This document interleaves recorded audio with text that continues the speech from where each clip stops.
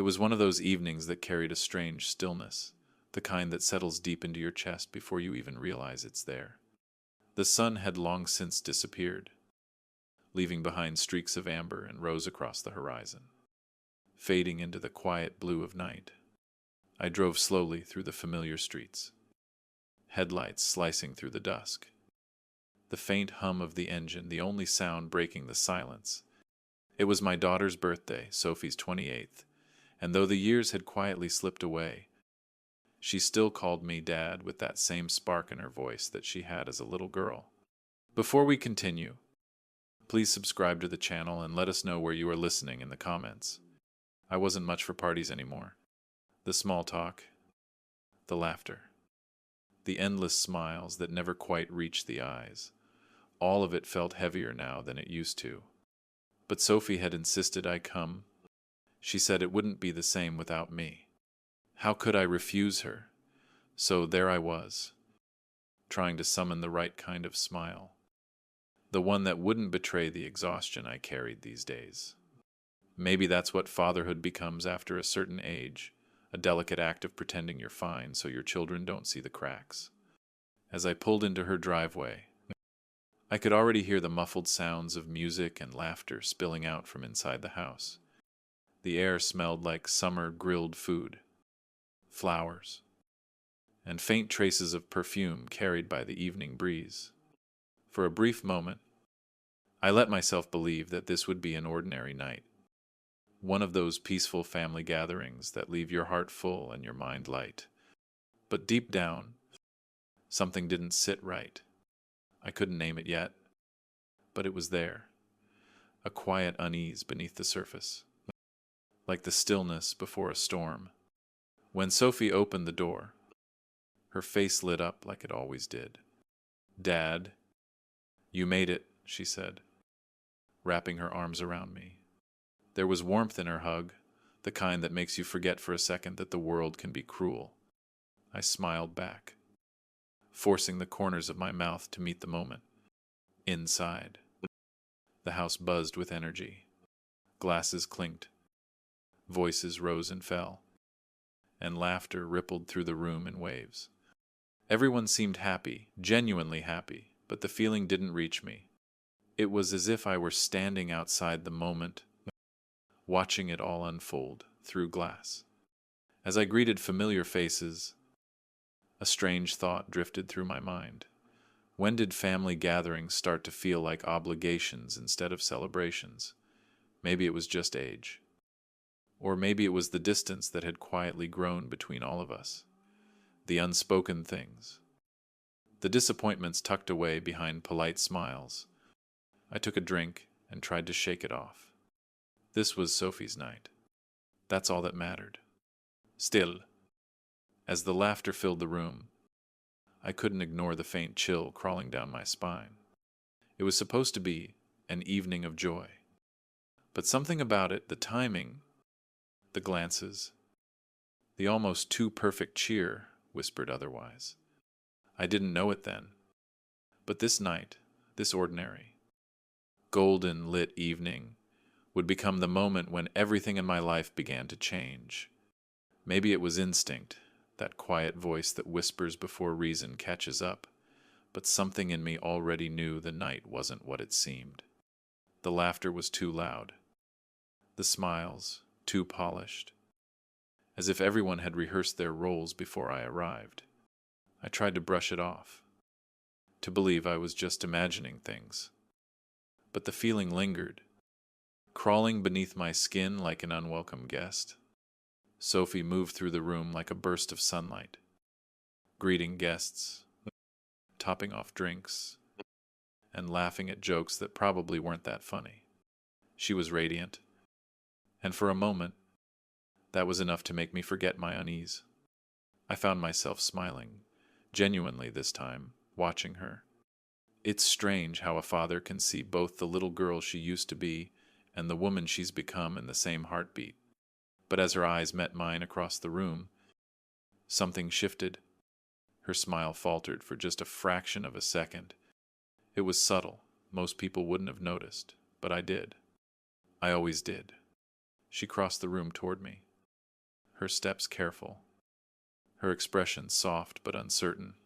"Dad," she said quietly, her voice trembling just enough for me to notice.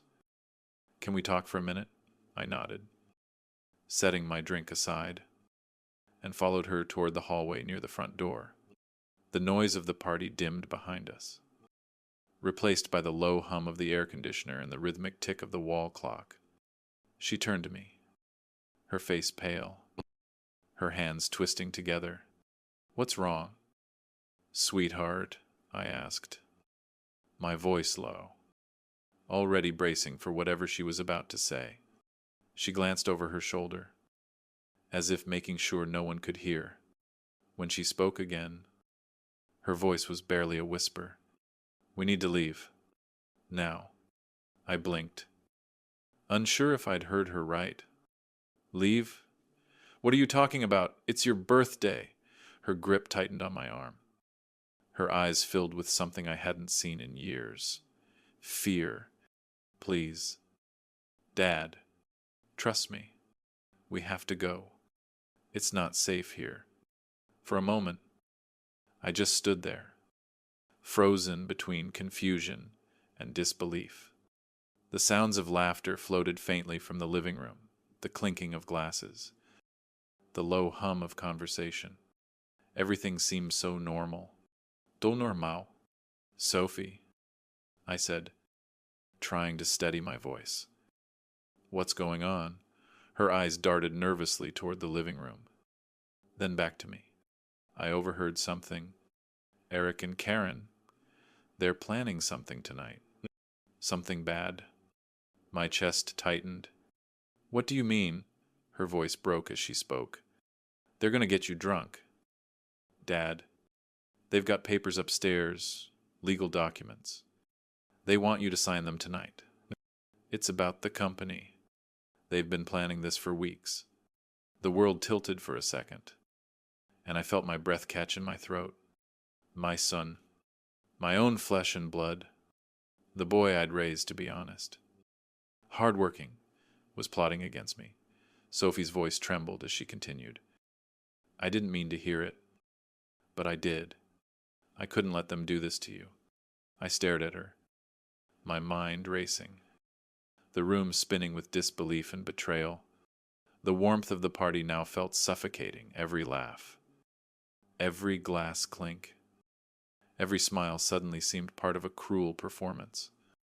I swallowed hard, forcing my voice out. "Are you sure?" "Sophie," she nodded, tears pooling in her eyes. I wish I wasn't. Something inside me broke then, quietly, cleanly, like glass under pressure. The unease that had been whispering all evening now roared to life. Without another word, I took her hand. "Let's go," I said. As we stepped into the night, the air felt colder, sharper. Behind us, the house glowed warmly against the darkness, a house full of laughter, deceit, and everything I thought I understood about family. That was the moment I knew. The night wasn't just a party. It was a trap, and I had almost walked straight into it. The chill of the night hit harder than I expected, though I wasn't sure if it was the air or the truth that had frozen me. Sophie's words still echoed in my mind, sharp and heavy, cutting through every memory I'd ever had of my son. "Eric and Karen are planning something." The sentence replayed over and over like a broken record, each repetition sinking deeper, carving doubt into places I thought were unshakable.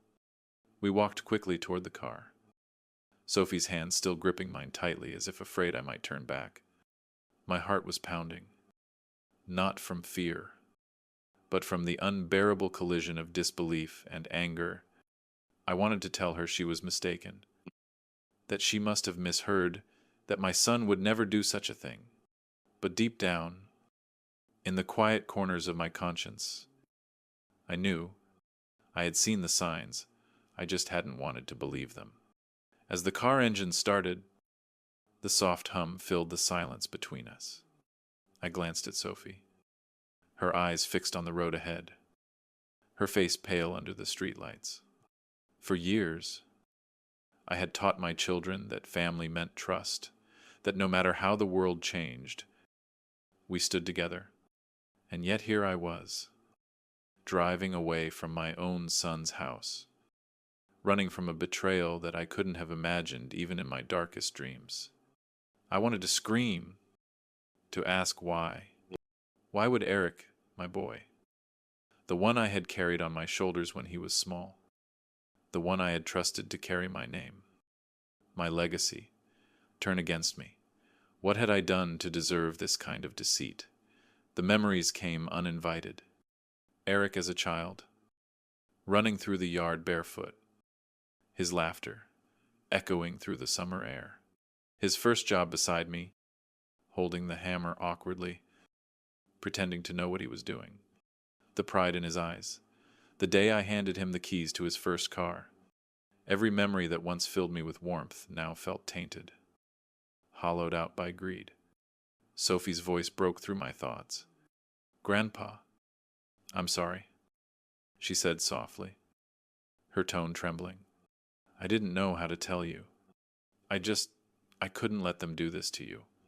I looked at her, the reflection of the passing lights flickering across her tear-streaked face. "You did the right thing," I said quietly. "You saved me." But even as I spoke the words, my chest ached with the weight of it all. Saved me from what? From my own son, from the legacy I thought I had built. There was no comfort in being right this time, only sorrow. The further we drove, the heavier the silence became. My mind was no longer in the car. It was back in that house, in that room filled with laughter and false smiles. The faces of people I had trusted blurred together with the sound of glasses clinking, a celebration built on deceit. When we reached the end of the street, I slowed the car, pulling over beneath a flickering streetlight. My hands trembled against the steering wheel. "Sophie," I said finally, my voice barely more than a whisper. I raised him better than this. I gave him everything. She looked at me, her expression soft, almost broken. Some people forget where they came from. "Grandpa, but that's not your fault." Her words were kind, but they didn't ease the pain. Betrayal doesn't pierce you with anger, it seeps in quietly, wrapping around your heart until even breathing feels heavy. I stared through the windshield. The house, now a distant glow in the rearview mirror, and realized something I'd been avoiding for years. Love alone isn't enough to save someone who doesn't want to be saved. As the night deepened, I knew one thing for certain. The man I had called my son was now a stranger, and the trust I had spent a lifetime building had crumbled in a single evening. Still, as Sophie sat beside me, her small hand resting gently on mine, I found a fragile sliver of strength. Maybe this was my wake-up call, a reminder that sometimes the hardest fight isn't against the world outside, but against the blindness we choose when love makes us refuse the truth. The drive home that night felt endless, though I barely remember the turns I took. My hands moved on instinct, but my mind was far away, trapped, somewhere between disbelief and a hollow kind of grief. Betrayal doesn't end when you walk away. It echoes. It claws at the edges of your thoughts until you can't tell what hurts more, the act itself or the memories it destroys. As the city lights faded behind us, I found myself replaying every moment that led us here, searching for the first crack in a bond I once thought unbreakable. Eric hadn't always been this way. There was a time when he was the boy who wanted nothing more than to be like his old man. I still remember his first day helping me on a job site, barely 12. All elbows and enthusiasm, clutching a tape measure like it was a sword. He'd follow me around, mimicking everything I did, his little voice asking questions faster than I could answer them. "How do you know where to start?" "Dad," he'd asked once. "You start where it matters most."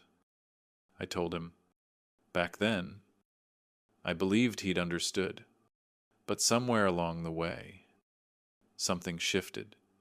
The spark that once came from curiosity turned into something darker, a hunger for more, for faster, for bigger.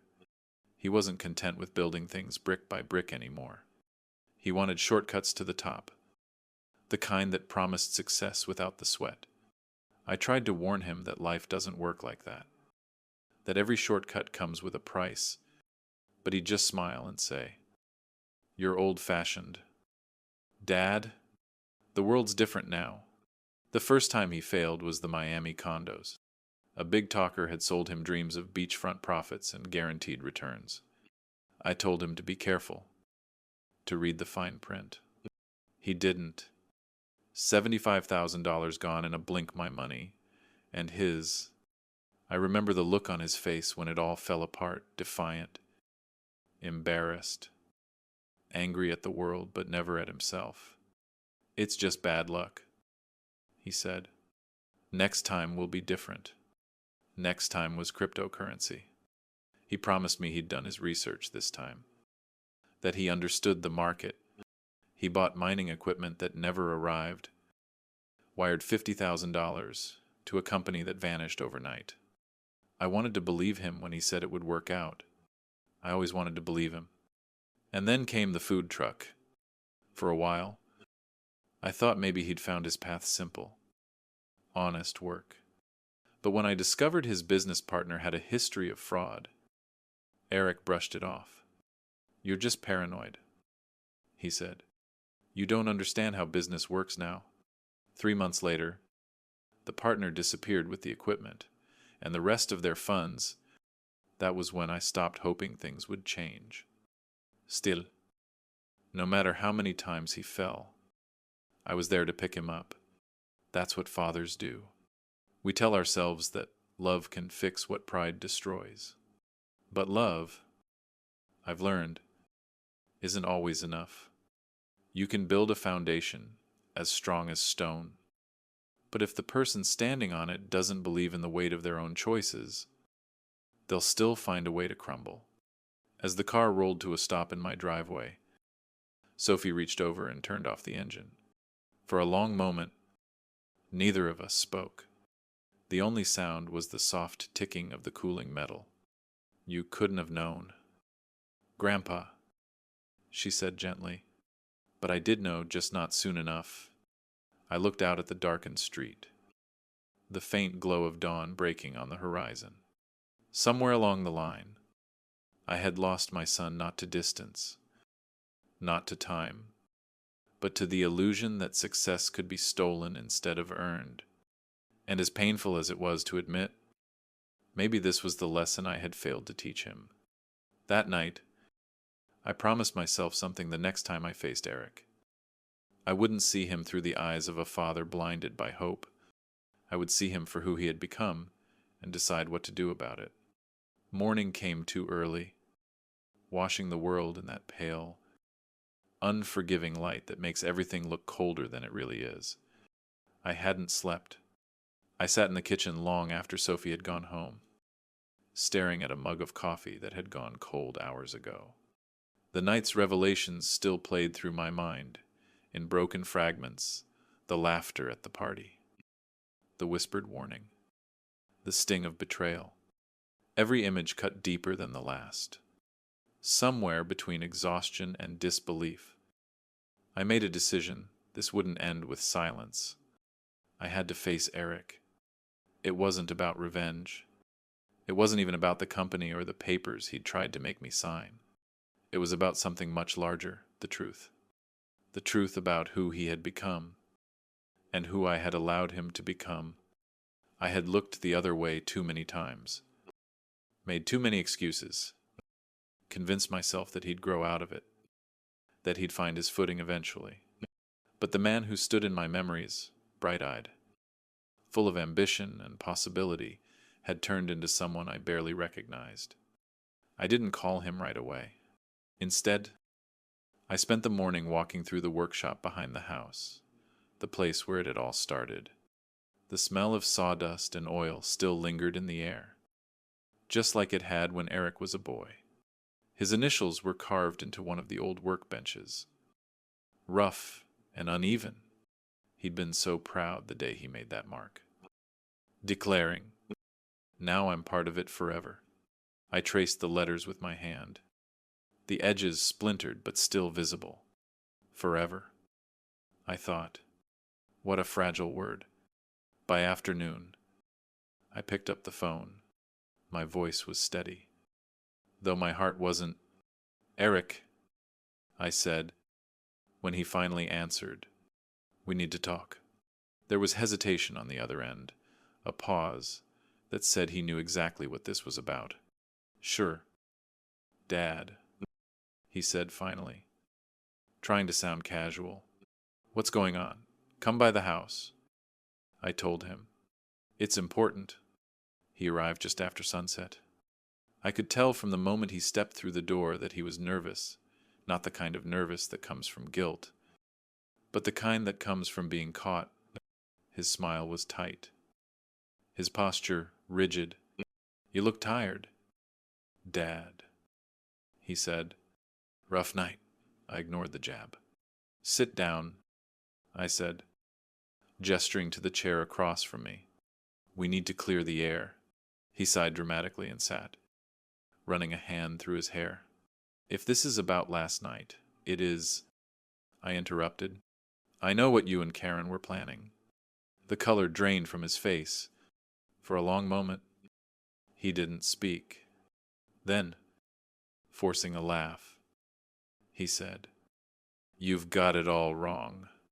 Sophie must have misunderstood." "Stop," I said sharply.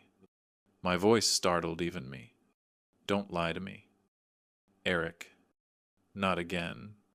He leaned back, eyes flashing with that old defiance. "You never trusted me," he said bitterly. "You've been waiting for me to fail since the day I started." "Because you never learned to earn what you wanted," I snapped. The words came out harder than I intended. But I didn't stop. "You think the world owes you something, that shortcuts are success. But they're not. They're traps, and you've fallen into every single one." Eric stood up, his jaw tight.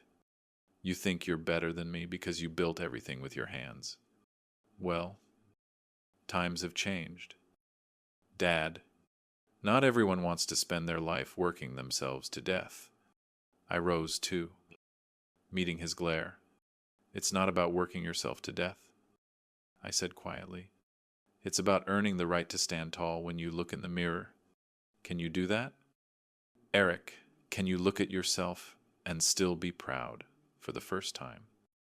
He didn't answer. His eyes flickered. Anger, shame, confusion, all fighting for space. Then he turned, muttering under his breath, "You'll never understand me," as he walked out. The door slammed behind him, the echo lingering like thunder after a storm. I stood there in the quiet, my heart pounding, my hands trembling, not from rage, but from heartbreak, because in that moment, I realized something I hadn't wanted to face. I hadn't just lost my son's trust. I had lost my son. And yet, as the silence settled around me, I also knew this wasn't the end. It was only the beginning of a reckoning long overdue.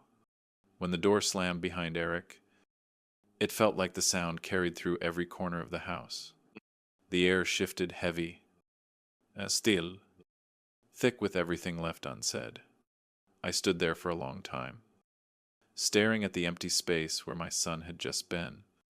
The anger that had burned in me moments before began to fade, replaced by something colder and far more painful, a kind of emptiness that only comes when love and disappointment collide. For a while, I didn't move. The shadows lengthened on the walls as the last of the daylight faded. I could still hear his words echoing in my head. "You'll never understand me." Maybe he was right. Maybe I never did. But wasn't that every father's fear?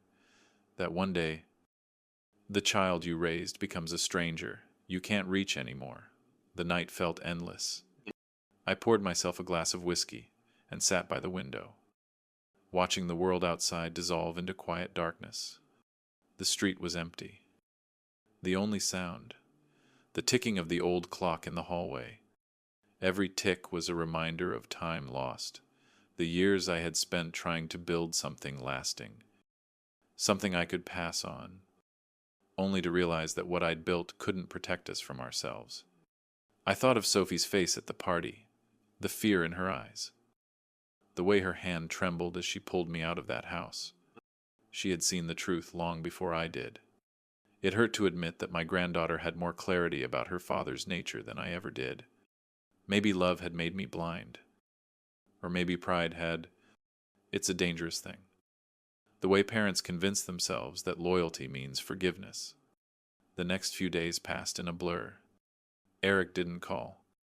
Neither did Karen. The silence between us stretched wider, like a canyon that had been forming for years but had finally cracked open.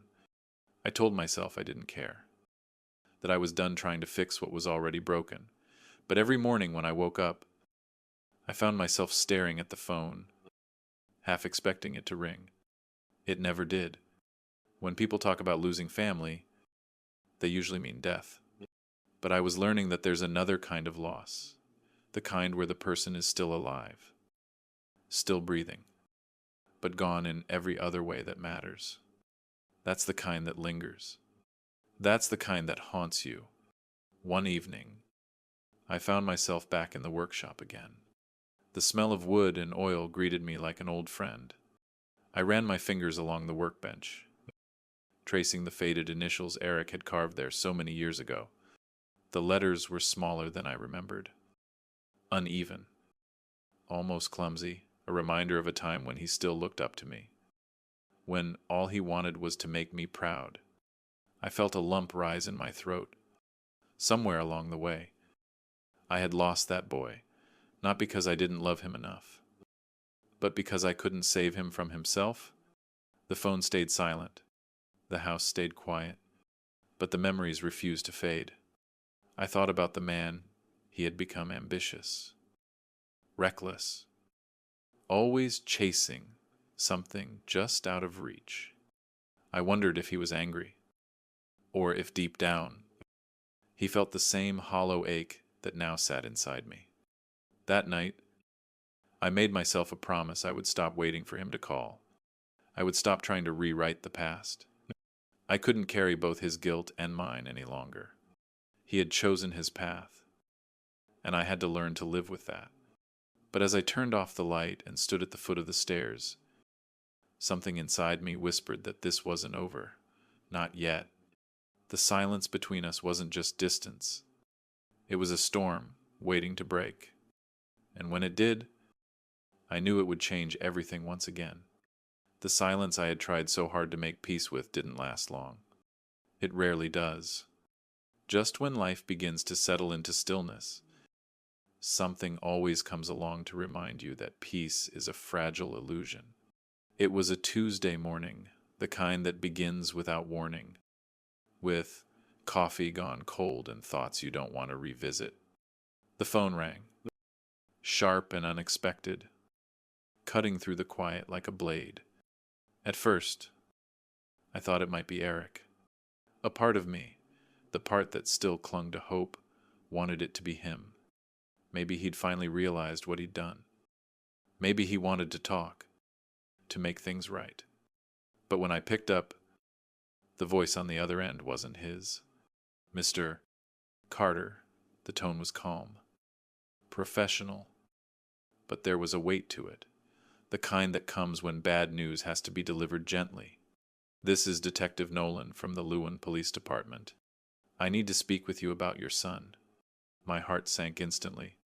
It's strange how you can sense disaster before you even hear the details, how a single sentence can pull the floor out from under you. What about my son? I asked, my voice low, already bracing for the impact. There was a brief pause before Nolan continued. We've opened an investigation into Eric Carter. We have evidence suggesting he's been involved in a series of fraudulent investment schemes. We'd like your cooperation in clarifying a few details. Fraudulent schemes. The words felt foreign and heavy. I gripped the edge of the counter, my knuckles whitening. For a moment, I couldn't speak. I'd feared Eric was in trouble before, but this was something darker. Something deliberate. I don't understand, I said finally. Are you sure? I'm afraid so. The detective replied, his tone measured. It appears he's been soliciting investments under false pretenses. Several people have already come forward claiming substantial losses. We believe he may have forged documents using your company's name. The room tilted. My own name, my company's name, dragged into the mess he'd made. He sank into a chair, my hand trembling as I pressed the phone to my ear. I had no idea. I said quietly. I tried to warn him. God knows I tried. Nolan's voice softened. You're not the first parent to be blindsided by their child's choices. Mr.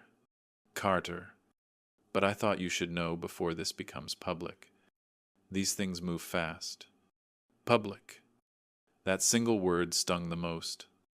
I had spent decades building a reputation, a business, a legacy, all with my name on the front door.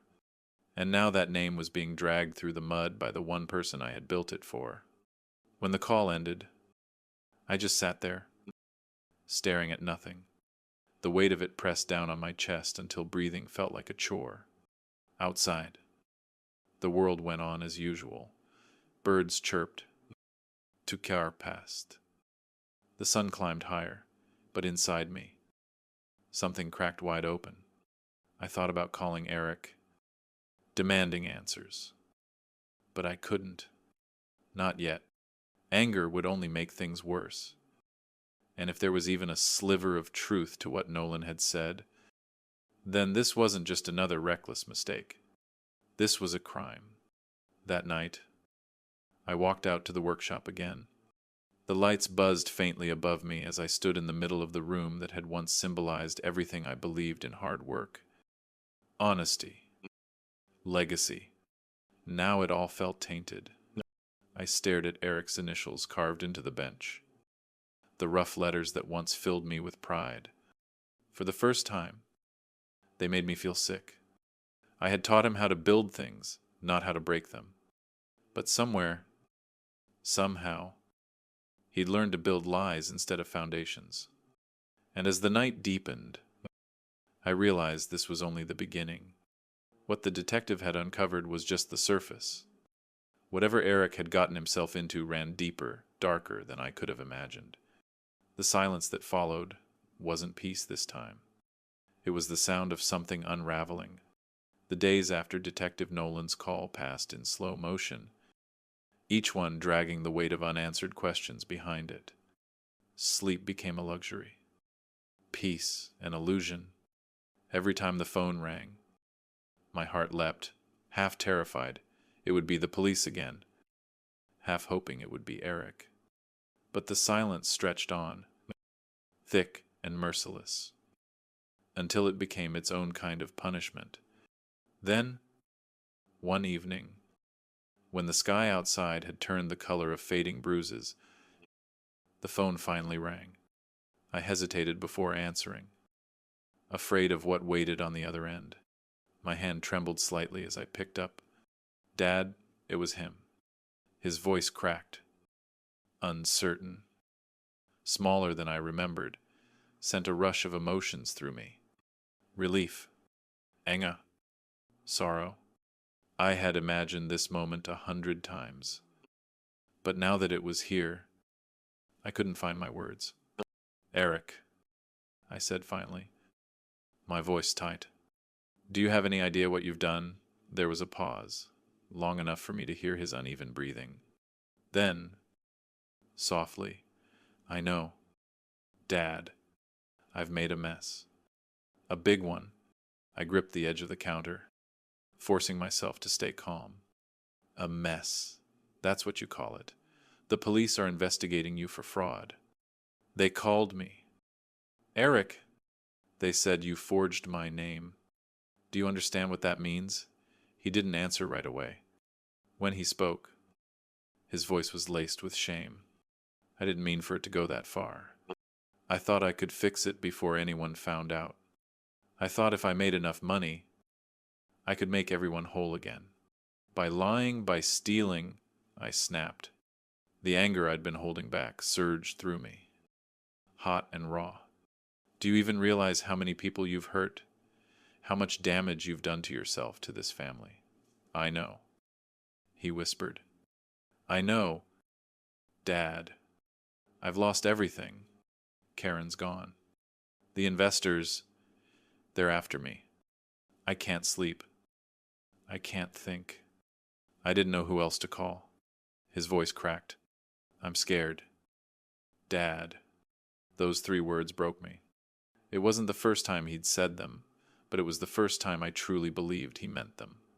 Behind the fear, there was something else, remorse, maybe even clarity. I took a slow breath. Eric, listen to me. You can't run from this. You need to turn yourself in. The longer you hide, the worse it'll get. This isn't about saving face anymore. It's about saving what's left of your soul. He was silent for a long time. I could hear the faint sound of traffic. The wind through the phone. Do you think they'll lock me up? He asked finally. His voice barely audible. Yes, I said honestly. But maybe that's what needs to happen. You've been running from consequences your whole life. It's time to stop. There was another pause. Then a quiet sob. I don't know how to face it. You start by telling the truth, I said gently. To the police. To yourself. That's the only way you can ever make this right. I don't deserve your help, he whispered. No, I replied softly. But I'm giving it anyway. Because you're my son. And because I still believe that somewhere inside you, the boy who wanted to build something good is still there. The line went silent for a few seconds. Then, through the static, he said, Okay, Dad. I'll do it. I'll turn myself in. I closed my eyes, letting out a breath I hadn't realized I'd been holding. Good, I said quietly. It's time to stop running. When the call ended, I sat there in the dim light of my kitchen, staring at the phone. The ache in my chest was heavy, but beneath it was something I hadn't felt in a long time. Hope. Fragile. Uncertain. But real. For the first time in years, Eric had stopped lying. And for the first time in years, I believed he might actually change. When the call ended that night, I sat for a long while, listening to the hum of silence. The weight of what had just happened pressed down on me. But for the first time in years, it wasn't the weight of despair. It was the fragile heaviness of hope. Eric had promised to turn himself in. I didn't know if he truly understood what that meant, or if he had the strength to follow through. But hearing those words from him, I'll do, it was enough to make me believe that maybe, just maybe, redemption was still possible. The days that followed moved like a dream. There were phone calls, meetings with lawyers, endless paperwork. I stood beside him through it all, not as a savior, but as a witness to the man he was trying to become. When we walked into the police station together, the sound of his footsteps next to mine felt both heavy and deliberate, each one a step away from denial and toward accountability. I watched as he spoke to Detective Nolan, his voice steady but trembling beneath the surface. For once, there were no excuses, no half-truths, no elaborate stories meant to deflect blame. Just honesty raw, imperfect, painful honesty. I did it, he said. I thought I could fix everything. I thought I could make my father proud. The words hit harder than I expected. I wanted to tell him that pride had nothing to do with this anymore. that what mattered now was integrity, but I stayed silent. He needed to say it out loud. Not for me, but for himself. Weeks turned into months as the case unfolded. Each court date felt like walking into the same nightmare, over and over again. The reporters, the flashing cameras, the whispers of betrayal, it was all there, waiting to remind me how far we'd fallen. But amid the chaos, there was a quiet dignity in how Eric faced it. He didn't run, didn't lash out, didn't hide behind excuses. He owned every part of what he'd done. On the morning of the sentencing, the courtroom was cold, lit by pale winter light streaming through high windows. I sat in the back row, watching my son stand before the judge, his posture straight, his voice clear. He didn't beg for mercy. He didn't blame anyone. He simply said, "I want to make things right.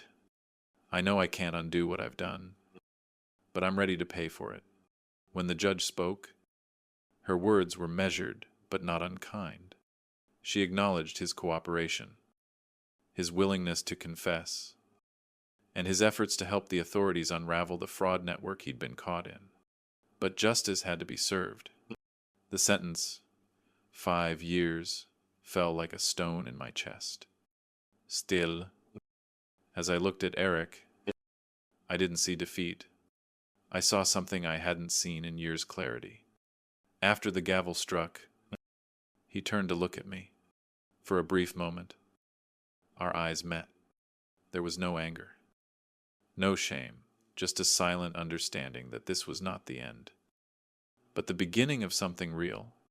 Outside the courthouse, the air was cold, sharp with the promise of winter.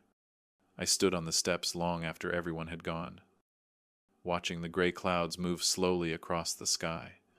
The pain was still there, but beneath it was a strange peace. My son was finally facing the truth, and in doing so, he had found a sliver of the man I had always hoped he'd become. Redemption, I realized, doesn't arrive all at once. It's carved out slowly through truth, through humility, through the willingness to rebuild what's been broken. As I turned to leave, I caught a glimpse of my reflection in the courthouse glass.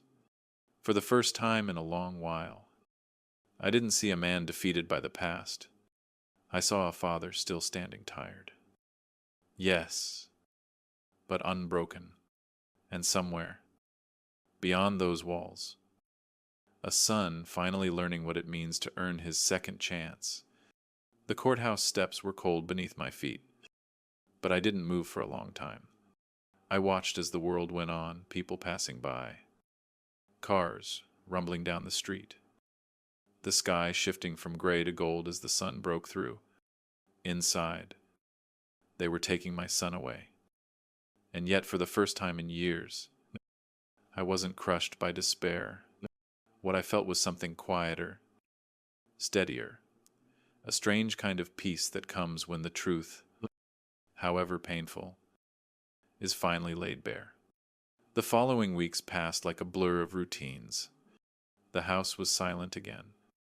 But it was a different kind of silence this time, not the hollow ache of absence, but the calm that follows a storm. I went back to work, spent more time in the workshop, and tried to find my rhythm again. Every now and then, I caught myself reaching for the phone, wanting to call Eric, to ask if he was eating well, sleeping enough, keeping his head down. But I stopped myself. This was his path to walk, and mine to watch from a distance. Then one afternoon, a letter arrived.